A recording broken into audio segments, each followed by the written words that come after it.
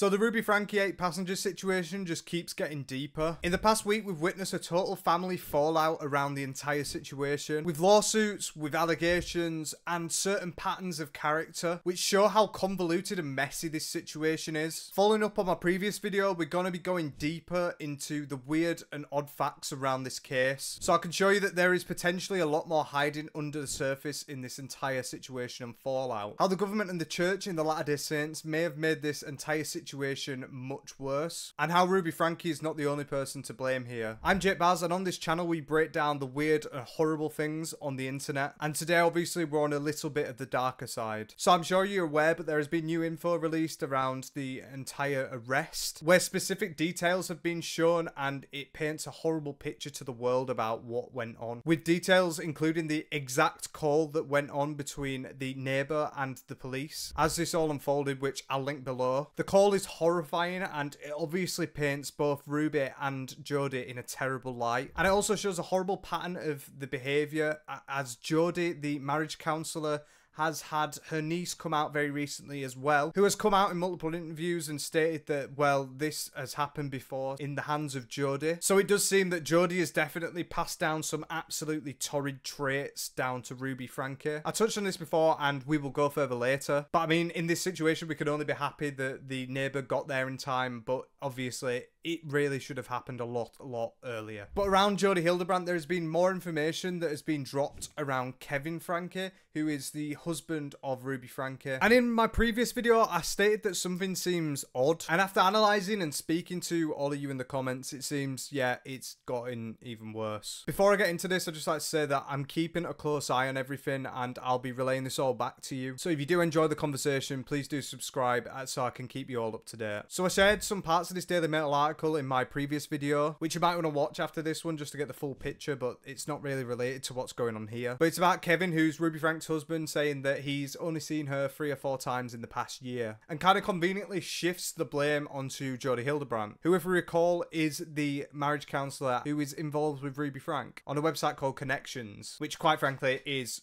a load of bullshit, essentially. So in this, Kevin says that he is shocked. Well, his lawyer said that. And it was at this point he realised how deceived he had been, and that is referring to when the arrest happened and everything came out of what's actually gone on. And originally I took this at face value in that, well, yeah, you're not going to understand the depraved nature of what's going on because it didn't happen under your watch. But at the same time, as we find out, him and Jodi, specifically him and Jodi, have quite a longer relationship than what I believed at the time, and it kind of throws a spanner in the works. So Kevin has known this Jodi Hildebrandt since 2021, and this slow indoctrination of Ruby and Jodi on Kevin started to happen. As we can see here, Kevin was told by Ruby that his attitude was infesting the family, and the only way for them to save their marriage was to separate. Kevin moved out in July 2022, but despite this, he still managed to see Jodi weekly for these counselling sessions. Not only that, a counsellor of the Connections site, which is the one that Jodi and Ruby run, live with him, which, I mean, it's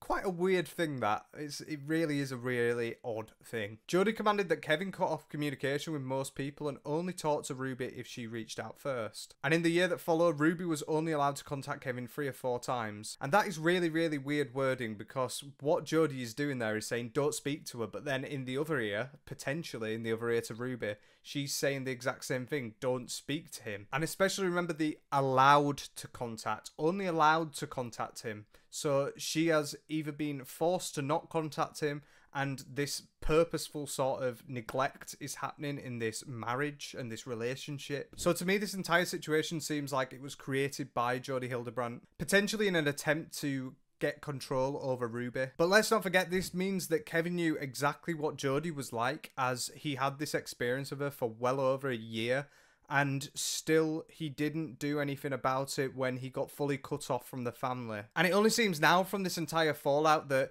he's starting to get in contact with the family again. But he's only doing this by getting lawyers and specifically trying to sue one of his daughters. And this is because there was a search warrant and the door was kicked down of his house. And Kevin allegedly reported that electronic items such as journals were missing. He told officers he believes the oldest daughter, Shari, is responsible due to a statement made in court day. And this report to the police meant that Shari brought the items back to Springfield Police Department and they were given back to Kevin a short time later. And among these items were 3 tablets, 3 cell phones, 3 camera and GoPros, a stack of written journals, and 3 passports for Kevin, Ruby, and another one for the children. I can understand the passports, but the rest of this seems slightly incriminating to me. And it kind of makes sense why he's got a lawyer.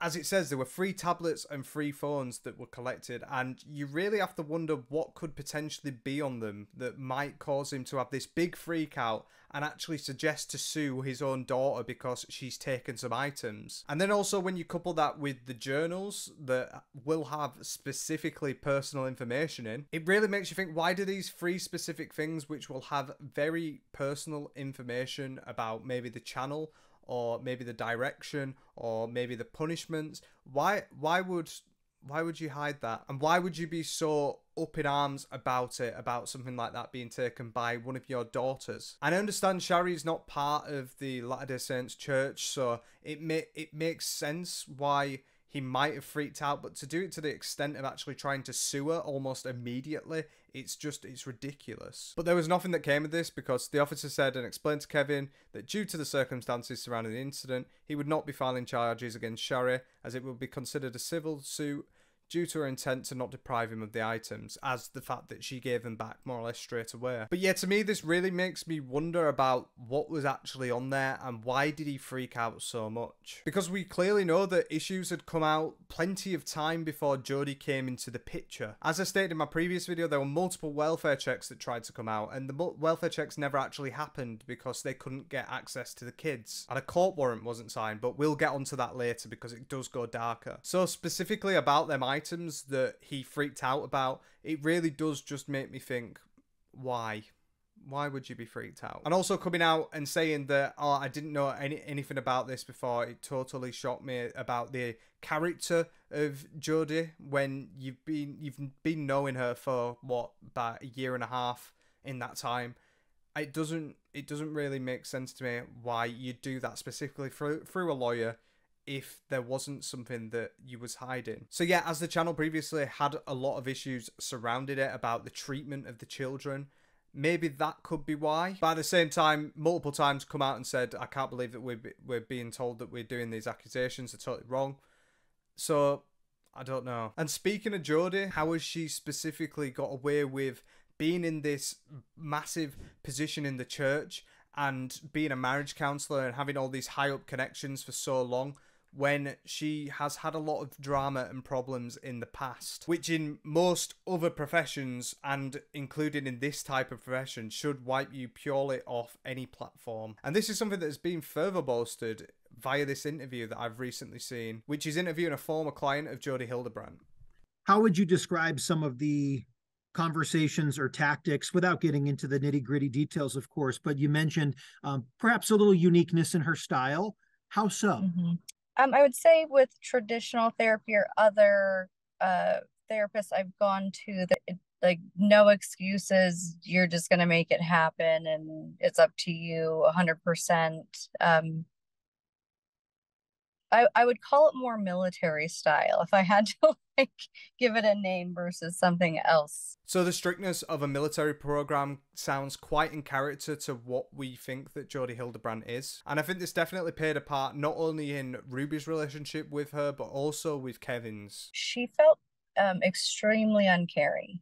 It felt like transactional. The fact that this is meant to be purely transactional in an idea, it must be not only upsetting to the people, but also explains the kind of character that Jodi Hildebrandt is. It makes a lot of sense if she just sees people as dollar signs as opposed to actually trying to help them, that something slightly sociopathic could be going on in her brain, not really caring about the person, but the process. Toward the end, a lot of the reason for leaving is I felt like it was very targeted toward the church and mentioned that the church was paying for these people's services, which, you know, left a bit of a bitter taste in my mouth, knowing not that people aren't deserving of help or that the church isn't supposed to help. It felt very targeted again from her. And here we have a mention of this is being paid by the church. So this entire thing is being orchestrated essentially by the Church of the Latter-day Saints in Utah. It all seems really unconventional. It all seems very, very weird, and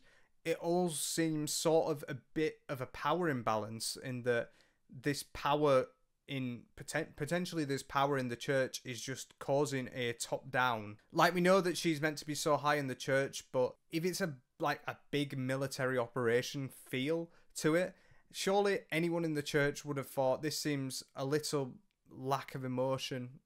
It doesn't seem right. Obviously, she's in such a high stance in the church that it mustn't have mattered. So it seems she's quite careless, thoughtless, and doesn't really care about anyone around her. From both Kevin and this testimony, it really makes you think, how did Kevin, despite seeing exactly her character over the course of 1 year, not really see anything into it on how she is as a person, Jodi Hildebrandt? Mainly for me, how was she allowed to continue in this position when she did all this horrible stuff? And the stuff that she was doing wasn't specifically brilliant for people. It was very regimented and a bit nasty. And I will say this is entirely my personal opinion at the time, but I do think this is potentially through power. And this comes down to the Salt Lake City government and its intertwinement with Mormonism in the form of the Latter-day Saints. So this here is the current Democratic governor of Salt Lake City, Utah. And during her election, her campaign sent out a mailer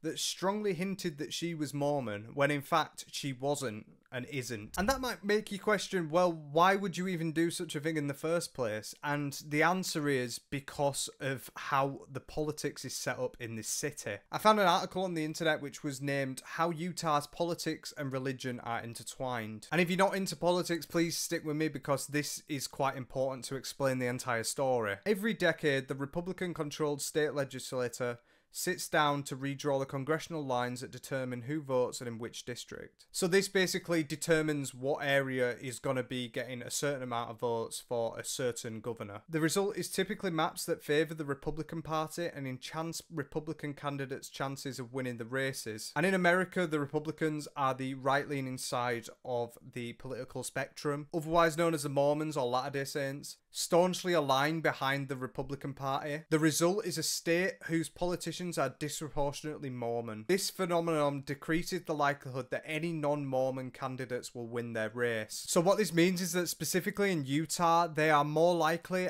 as the Republicans to win seats in elections, even though the split between Republican and Democrat is quite even. And as the Republican Party in Utah is very, very heavily invested with Latter-day Saints or Mormons, they have the ability to exercise a lot more power on the city, as the fact that these two were so closely intertwined. Then I saw something that was published by the Center of Public Integrity, which in a 2015 investigation gave a D- score for the integrity of the entire political system, especially with an F rating in judicial accountability, state service civil management, lobbying disclosure, and ethics enforcement agencies. And you might think I'm just throwing a blurb out at the moment, but please let me just explain how this relates to Ruby Frank and the 8 passengers situation. So as close as 2015, judicial accountability has been rated as a fail in the county, which essentially rates how well rated the judges are in that area. This could mean that either the judges are just pretty shit, quite frankly, or it could mean that they are divesting certain opinions and hiding them behind law. And then when you also match that with the lobbying disclosure, which lobbying is basically, for the people who don't know, for example, when a politician will go and support a law and they'll say they're supporting it for XYZ reasons, but actually it's because one of their mates gave them 50 quid to go and support it in the back. And also for the ethical enforcement agencies, which basically just ensure that there's good practices going throughout the government and that there is a certain level of accountability between everything, because everything is well ethically organised. You could definitely argue that all of this together sort of suggests the idea that the political and governmental system in Utah is quite messed up and quite corrupt, or if not corrupt, just very, very inept. And you could potentially argue that this sort of corruption and unethicalness of the actual how the government is ran could definitely be due to the fact that the church has a large amount of power around the government. And like I said, it's that bad to the point where the current Democratic, so the other party, not Republican Party, the Democratic candidate that is currently the governor at Utah, pretended to be Mormon just so she could get elected. And when you're doing sly tactics like that just to try and get yourself into government, it kind of shows how much the church has power over the entire infrastructure in Utah. And if you've got to be in a certain religion to be able to get into certain kinds of power, it kind of shows how messed up the entire government is. So then I would argue that this is potentially an influencing case in why in 2020 and 2019 all of these welfare cases were checked. They never managed to actually check the children, even though there was so much going on the internet that was suggesting that they should check on the children. They did very minimal checks, and it also explains why potentially the court order was never signed because of this reason. Because Ruby Franke is seen as such a high pedestal in the church because of her content, which is Mormon, pro-Mormon. And then if you also factor that with the fact that Jodi Hildebrandt is very, very high up in the church up until obviously very recently, even though she still has a marriage counselling badges, which is ridiculous. But the fact that she is so high up kind of gives some credence as potentially this is why the documents were never signed in the first place, and why 15 years ago Jodi Hildebrandt never actually went to jail or even faced any of the crimes or even got charged for this Jessi Hildebrandt story. She duct taped me. I wasn't allowed to speak to anyone. The duct tape was, in her words, an external reminder to me that I'm a liar. Even though there was a police report on it. I'll just state that I'm not tarnishing anyone's religion whatsoever. Like, I don't mean it in that sense. We have Mormons around my area in England, and they never kick up a fuss or cause a problem. But then again, they are not very close to power, and they are also not 50% of the population within Utah. And this also doesn't mean that local authorities of certain sects of religions are able to infiltrate government and cause these problems. And I personally think that's potentially what's happened in Utah. I think the church has a massive power structure around government, around police, around forcing and enforcing things. And potentially this is why we see that, for example, like I said, that there was never a court document signed that, oh yeah, we can do a welfare check on these children at the bare minimum 3 years before all of this happened. To me, it all just stinks, and it sounds very, very cursed and odd and weird, and like it shouldn't be happening in the first place. And not only that, Jodi Hildebrandt managed to stay in the exact same position and have the exact same sort of situation and be perfectly fine. And even with this sex scandal that she had recently, she got told off, she got slapped on the wrist, but she's back to it. And when you're in such a religion that indoctrinates this idea that you have to be, you can't be promiscuous, how is someone that is so high up in this moral authority and this moral authority figure is able to do something like this and get away with it? And then you also just tag along the Jessi one, which is much, much, much worse. And this is an official police report, and it just never got anything done with it. I'm scared of repeating myself. I just can't believe this situation. It is either a massive, massive fuck up, or there is definitely some powers in the background that are making it a bit easier to get away with. Honestly, the entire thing just stinks to me, because it gets to a point where there's so many problems that happen that you have to question the people that are in power in the first place. And coincidentally, the people that are in power are also very closely tied to the church, which is also closely linked to the government. And who is closely linked to the church? Jodi Hildebrandt, Ruby Franke. So to conclude for Ruby Franke, I do think that, well, obviously she's done this horrible stuff, but I really do think at this stage that Jodi Hildebrandt has made everything so much worse. Like, she was bad before, and she should have had her kids taken away from her, quite frankly, years before, but this Jodi Hildebrandt has kind of tipped her over the edge with her techniques for marriage counselling that have just made everything worse, so strict, even stricter than what it was. And just, yeah, this unfortunate situation has probably come out of the fact that these two have been together, and it's quite obvious that them two are colluding in somewhat because they're both being charged with the exact same counts. Jessi Hildebrandt brings up a lot of questions about Jodi because, well, obviously it's such a terrible situation. Bonni and Julie have also come out with stuff distancing themselves further from the situation, and once again, I can't blame them. At the same time, it doesn't seem entirely straightforward because they've both also lawyered up, with Kevin as well lawyering up, and I just don't know, unless you're going to get some like family attack from Ruby, potentially that could be why they've done it. Maybe because she's already made some horrible allegations, so she's probably going to lie again in court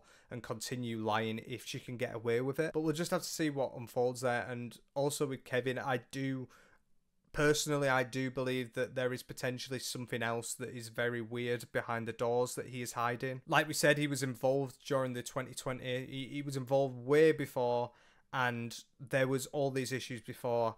And there's probably a reason why he's entirely speaking through his lawyer now. It's probably because there is some stuff that are about to come out of the woodwork. But I'm going to leave it at that today. If you did find this insightful, please subscribe, because we're going to continue covering this as it is a real point of interest, because it's really serious that people find out what has gone wrong here. And I hope for everyone involved, as we come closer to the trial, that we actually finally do find out the truth of what's happened and how this has all come forward. I've been Jake Baz, and I'll see you in the next one.